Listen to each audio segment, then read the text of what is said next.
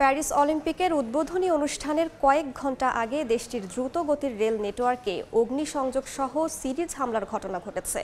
এতে 3টি অঞ্চলের রেল লাইন ক্ষতিগ্রস্ত হয়েছে। এ বিষয়ে বিস্তারিত জানাতে ফ্রান্সের প্যারিসে আছেন সহকর্মী লুৎফুর রহমান বাবু ও এস এম ইকবাল। সরাসরি যাচ্ছি তাদের কাছে। প্যারিস অলিম্পিকের উদ্বোধনের আর মাত্র কয়েক ঘন্টা বাকি, তার মধ্যেই যেটি ঘটল, দেশটির দ্রুতগতির ট্রেন নেটওয়ার্কে ভয়াবহ হামলার ঘটনা ঘটে, অগ্নিসংযোগের ঘটনা ঘটে। ট্রেন পরিচালনাকারী সংস্থা এসএনসিএফ যেটি জানিয়েছে, দেশটির 3টি অঞ্চলে, আটলান্টিক অঞ্চল, উত্তরাঞ্চল এবং পূর্বাঞ্চলে এই হামলার ঘটনাটি ঘটেছে। তবে তারা দাবি করেছে দেশটির দক্ষিণ পূর্বাঞ্চলে নাশকতাকারীদের যে হামলার পরিকল্পনা ছিল বা হামলার চেষ্টা ছিল, সেটি তারা আসলে নস্যাৎ করতে পেরেছে। এবং এখন পর্যন্ত আমরা যেটি জানতে পেরেছি যে এই হামলার ফলে প্রায় 8 লক্ষ যাত্রী আসলে সরাসরি আক্রান্ত হয়েছেন এবং আটকা পড়েছেন বিভিন্ন বড় বড় স্টেশনগুলোতে। রাজধানী প্যারিসের বড় বড় যে স্টেশনগুলো রয়েছে, বিশেষ করে মনপার্না, যেখানে বিভিন্ন দূরপাল্লার ট্রেন ছেড়ে যায় কিংবা আসে, সেখানে বিপুল সংখ্যক যাত্রী আটকা পড়েছেন এবং ইতিমধ্যেই বেশ কয়েকটি ট্রেনের শিডিউল বাতিল করা হয়েছে এবং যে কারণে যোগাযোগ ব্যবস্থাও এখন আসলে ব্যাহত হয়ে পড়ে, যার জন্য চরম ভোগান্তিতে পড়েছেন যাত্রীরা। এবং যেটি আমরা আসলে জানতে পেরেছি, এই যে অগ্নিসংযোগের ঘটনাটি ঘটেছে এবং ট্রেন সচল করতে কিংবা এই ট্রেন লাইনগুলো মেরামত করতে কমপক্ষে প্রায় 1 সপ্তাহ আসলে সময় লাগতে পারে। আমাদের সাথে অল্প সময়, বেশি একটা সময় নেই। এখানকার স্থানীয় সময়, ফ্রান্সের যে স্থানীয় সময় সেটা হচ্ছে সন্ধ্যা 7টায় অলিম্পিকের উদ্বোধন অনুষ্ঠান শুরু হওয়ার কথা রয়েছে। সেই হিসেবে কিন্তু হাতে খুব অল্প সময় রয়েছে এবং ঠিক তার আগেই এই ধরনের অনাকাঙ্ক্ষিত একটা ঘটনা নিশ্চিতভাবেই সমালোচনার জন্ম দিয়েছে। একই সঙ্গে একটা শঙ্কা তৈরি হয়েছে। আমরা যেমনটা অলিম্পিকের শুরু থেকে যেটা শুনে এসেছি যে এবারের আলোচনাকে, আসরকে ঘিরে অনেক আলোচনা, অনেক সমালোচনা ছিল।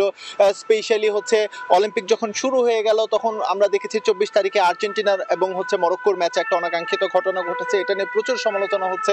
এরপর ডাচ একজন বিচ ভলিবল খেলোয়াড়, যে কিনা হচ্ছে ধর্ষণের দায়ে অভিযুক্ত, তাকে এই গেমসে, অলিম্পিক গেমসে খেলার সুযোগ করে দিয়েছে, এটা নিয়েও প্রচুর প্রোটেস্ট হয়েছে। সবকিছু মিলে বলা যেতে পারে যে প্যারিস অলিম্পিক ঘিরে হচ্ছে এখন পর্যন্ত সমালোচনার পাল্লাটাই ভারী। তবে আমরা প্রত্যাশা রাখছি, কারণ প্যারিস অলিম্পিক একটা হিস্ট্রির দিকে যাচ্ছে, যেটা হচ্ছে অলিম্পিকের যে 100 বছরেরও যে বেশি ইতিহাস রয়েছে, এই লম্বা ইতিহাসে কিন্তু এই ঘটনাটা কখনোই ঘটেনি। এবার যেটা ঘটতে যাচ্ছে, আপনি যদি এখানে একটু নিরাপত্তা ব্যবস্থা, আপনি নিজেও এই শহরে পা দেওয়ার পর দেখছেন যে জায়গায় জায়গায় পুলিশ, এবং এখানে আমরা যখন দাঁড়িয়ে আছি এখনো কিন্তু বিপুল সংখ্যক আইন শৃঙ্খলা রক্ষাকারী বাহিনীর সাথে আমাদের পাশ দিয়ে কিন্তু গিয়েছে। যে এক্স্যাক্টলি আমি নিরাপত্তার বিষয়টাতে আসছিলাম, তার আগে একটা বিষয় একটু জানিয়ে রাখি, সেটা হচ্ছে যে অলিম্পিক হিস্ট্রিতে এবারই প্রথম ওপেন এয়ার অনুষ্ঠানটা করা হচ্ছে। এর আগে অলিম্পিকের সব অনুষ্ঠানগুলো হচ্ছে আমরা দেখি যে স্টেডিয়ামের ভিতরে করা হতো, কিন্তু এবার সেই অনুষ্ঠানটা করা হচ্ছে সেইন নদীতে, এবং যেটার ব্যাপ্তি হচ্ছে 6 কিলোমিটারের বেশি। এই বিপুল সংখ্যা, এখানে প্রায় 3 লাখের মতো হচ্ছে এক্সপেক্টেডের আশা করা হচ্ছে। 7,500 অ্যাথলিট অংশ নেবে এবং 100 জনের মতো বিশ্ব নেতা থাকার হচ্ছে একটা খবর আমরা এখানে পেয়েছি।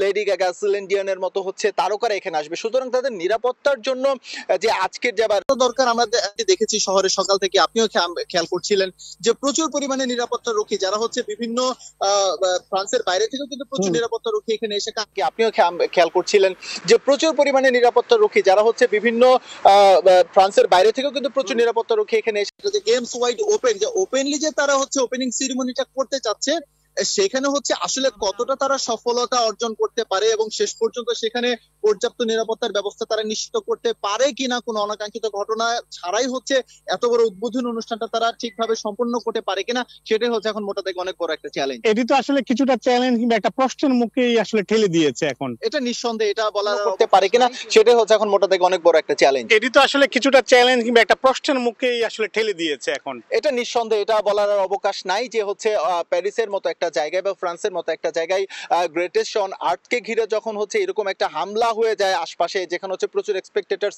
প্যারিসের বাইরে থেকে আসবে, প্যারিসের আশেপাশে যে শহরগুলো রয়েছে সেখান থেকেও আসার কথা রয়েছে, কিন্তু তারা কিন্তু এখন আসতে পারছে না। আপনি একটু আগে বলছিলেন যে দেশের যে বিভিন্ন দ্রুতগতির রেল স্টেশন, ইকবাল যেমনটি বলছিলেন যে নিরাপত্তা ব্যবস্থা এখানে ঢেলে সাজানো হয়েছে, তার মধ্যেই কিন্তু আমরা ফ্রান্সের বিভিন্ন অঞ্চলে এই ট্রেনে হামলার ঘটনাটি দেখলাম। তো রাজধানী প্যারিস থেকে এই ছিল এখন পর্যন্ত আমার কাছে সর্বশেষ।